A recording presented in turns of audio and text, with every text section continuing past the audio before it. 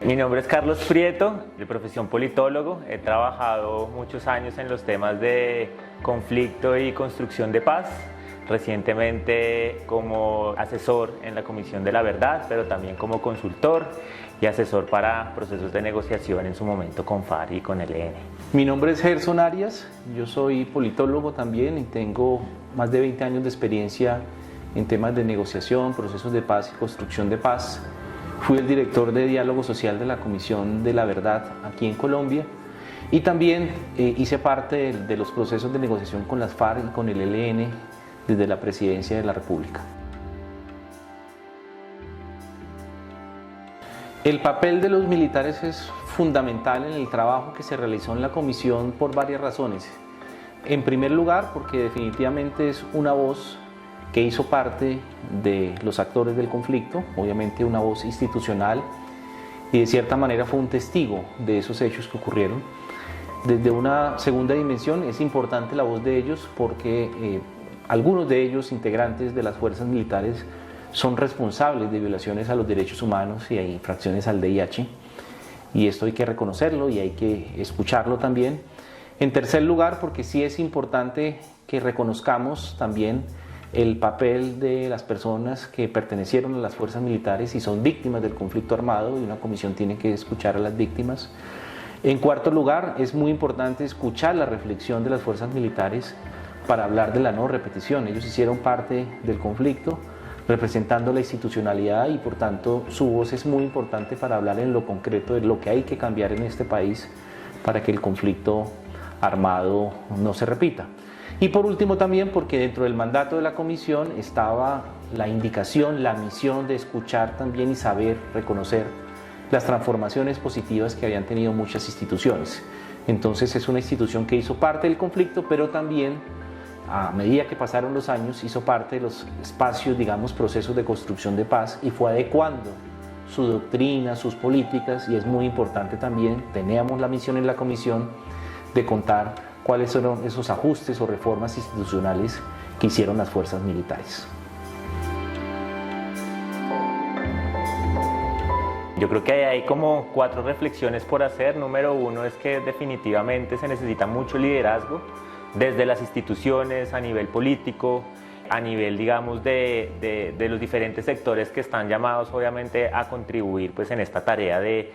avanzar en esa conversación, tanto en términos de la satisfacción de los derechos de las víctimas, pero también en términos, digamos, de esa reflexión sobre seguridad, sobre el sector y sobre, digamos, cuáles son esas cosas que nos llevan a la no repetición en un escenario de transición. Lo segundo, creo que definitivamente es clave pues poder reconstruir todo el camino, saber cuáles son los recursos, las experiencias, esos acumulados que son importantes de rescatar en función de avanzar en las discusiones, y me parece que ahí toda la experiencia de la comisión que planteamos en este texto justamente apunta a identificar esas lecciones aprendidas y identificar esos puntos de esfuerzo sobre los cuales pues la idea es construir sobre lo construido al final del día. Lo tercero es que es importante el método. Algo que nos enseñó la comisión es que es sumamente clave poder identificar cuáles son esos canales, cuáles son esos formatos, cuáles son esas estrategias que nos permiten afianzar esas conversaciones que se tienen que dar con sectores como la fuerza pública, y ahí creo que hay un buen llamado a cómo definir una buena hoja de ruta sobre cómo se plantea esta conversación.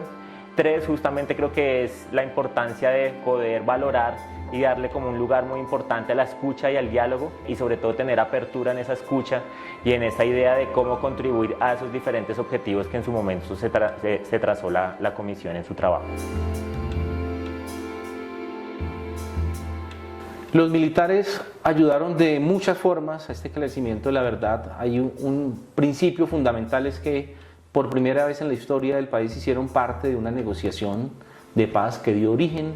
a la Comisión de la Verdad, que fue el acuerdo final de paz con las FARC, y por tanto, digamos, aparecieron allí como una voz importante, fuerzas militares activas liderando el fin del conflicto con las FARC, pero en lo concreto, cuando se establece la comisión, existieron muchas formas en que ellos participaron. Una, que era un deber constitucional que tenían también, de compartir, de entregar acceso, dar acceso a archivos de inteligencia y contrainteligencia sobre lo que ocurrió en el marco del conflicto armado, y por tanto, digamos, su forma inicial fue garantizar ese acceso a la información del trabajo de la comisión. En segundo lugar también, y es importante decirlo, ayudaron a través de espacios de escucha, que los denominamos en la comisión, y primordialmente bajo la estrategia de diálogo social, y era escuchar sus reflexiones. Hicimos 20 espacios de escucha con las fuerzas militares, donde escuchamos activos, retirados, y escuchamos también a los familiares de víctimas, integrantes de la fuerza pública. Pero además, y hablo muy en lo concreto del trabajo que realizamos, entregaron informes también a la comisión. Casi 165 documentos entregaron a lo largo de estos 4 años, y finalmente se nos permitió también construir o consensuar espacios de participación donde ellos también hicieron sus aportes a las recomendaciones del informe final. Es decir, fue una combinación de espacios muy concretos, espacios de escucha, entrega de informes, acceso a información, pero también crear puentes y espacios para dialogar sobre la no repetición. Esto mezclado entre un deber constitucional de atender las solicitudes de la comisión, pero también como respuesta a un principio de iniciativa que ellos tuvieron de no dejar que otros contaran lo que había sucedido en el conflicto y que fueran ellos mismos, con sus voces, las que contaran lo que ocurrió en el conflicto armado. Yo creo que es importante porque nos ayuda en un primer momento a entender que esto no es un tema de blanco y negro, sino que aquí, digamos, es un esfuerzo conjunto, es un esfuerzo que en esta idea de construir y de reconstruir la memoria y de construir la verdad, pues es muy importante contar con los diferentes sectores, con los diferentes aristas, digamos, que están llamados como a aportar en esta tarea. Entonces creo que es un tema de saber exactamente ahí, pues al final cómo se reconoce pues el esfuerzo humano en toda esta tarea, digamos, que intentó adelantar la comisión. Creo que es muy importante también saber pues cuáles son ahí como justamente como esas necesidades que hay por avanzar en esta reflexión, en esta conversación que se tiene que dar con las fuerzas, tanto en términos de satisfacción de derechos de víctimas, pero también sobre la reflexión de la seguridad y un poco como el rol que tienen estas instituciones en escenarios de transición. Me parece que aquí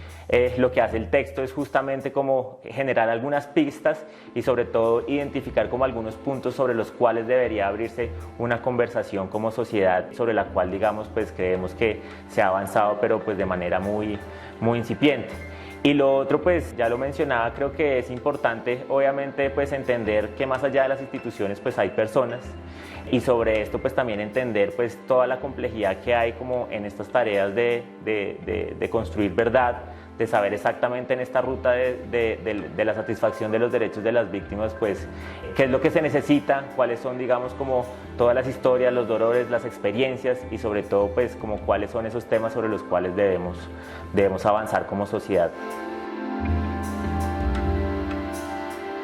Yo diría que la desconfianza entre ese sector de las fuerzas militares y el conjunto de la sociedad todavía persiste.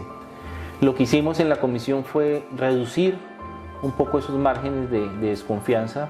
reducirlo bajo 3 ideas primordiales. Uno, un reconocimiento de que son un actor de la sociedad. Si pensamos en el número de personas que integran las fuerzas militares y sus familias, estamos hablando de una cantidad considerable de ciudadanos y ciudadanas colombianas, y eso hay que reconocerlo. En primera medida, más allá de representar una institución, son seres humanos que escucharon, vivieron el conflicto, sufrieron el conflicto, arriesgaron su vida por el conflicto.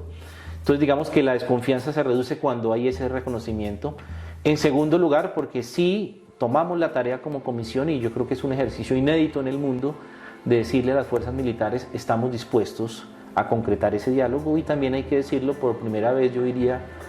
comparativamente en las experiencias del mundo, las fuerzas militares en Colombia decidieron también no agachar la cabeza y decir esperemos qué hace la comisión, sino empezar a construir, digamos, estos puentes, esta información, estos accesos a información. Entonces yo diría que se redujo, pero hoy todavía persiste, y un poco la idea que queremos con este